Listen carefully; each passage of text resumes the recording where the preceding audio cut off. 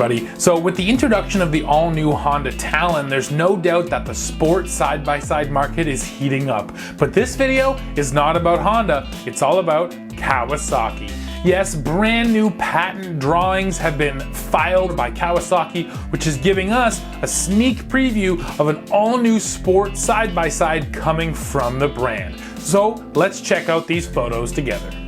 So first off, let me say that if you want to see this patent for yourself and really dig into it, head over to TFLoffroad.com, where we have a link that will take you directly to the patent page. Now, news that this Kawasaki Sport side-by-side was coming actually broke in the summertime, but back then, the brand published a patent which essentially was just the roll cage. Now we can see that Kawasaki has really been working on this machine because these images include doors, body panels, and even a cargo bed out back.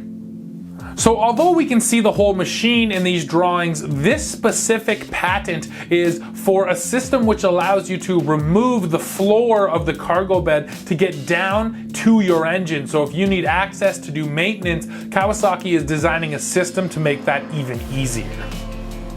So what about the name? Well, a patent has been filed by the brand for this right here, the Kawasaki KRX. So we don't know for sure if that's what it's going to be called, but the fact that they've protected the name in both North America and Europe strongly suggests that what we're looking at here is the new KRX. And from here on out in this video, I'm just gonna call it that, the KRX.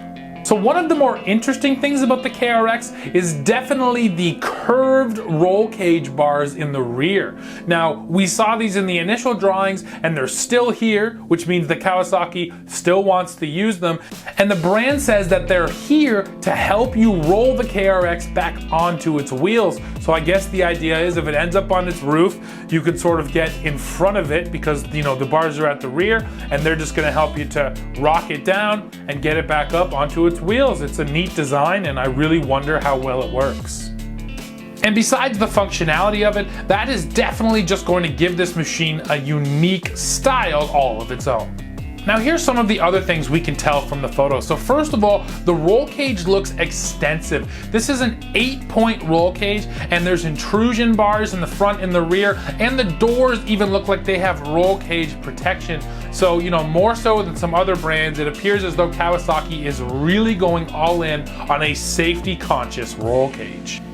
When you look at the wheels, we see something interesting too. There is essentially zero overhang. It looks like the wheels in the front and in the rear will be the very first thing to meet up with any obstacle, essentially giving this thing a 90-degree approach and departure angle, and that is definitely going to help off-road. Some hints are here about the suspension as well. Now, we don't know what the suspension travel numbers are going to be, but it certainly looks like there's going to be a lot of travel. What we can see from the photos is that in the back, there's going to be a 3-link trailing arm setup, while up front, we're going to have a double A-arm suspension system, which is basically the same as what all the big players use, like Can-Am and Polaris.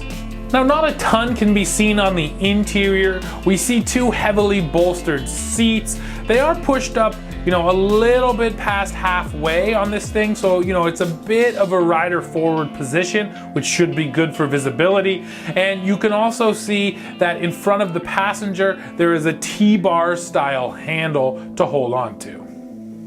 A small bed is also apparent here and looks to be about the same size as what you're going to find on the Kawasaki KRX 4, and it definitely appears like it is a fixed bed.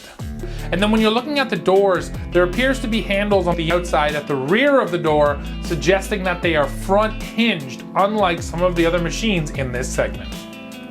So there's no info on timing yet for the KRX, although if you look at the patent drawings from the summer compared to what we have now, it's clear Kawasaki has been working on this machine, which is a good sign. And I also think that because Honda is jumping into the market with the Talon, I think Kawasaki is feeling even more pressure to get its sport side-by-side out onto the market.